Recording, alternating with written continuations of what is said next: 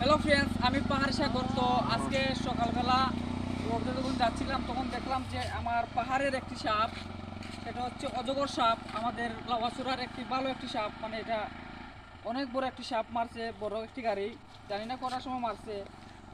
এটা কমসে কম আপনার আট 8 ফুট হবে, এটা 8 ফুট হবে। অজগর সাপ, আমাদের বন্য প্রাণীর সাপ। এটা সম্ভবত এটা বড় গাড়ি মারছে, আপনারা দেখেন সেটা অনেক লম্বা। এ ভাই ভিডিওটা একটু ঘুরে ঘুরে হ্যাঁ দেখেন।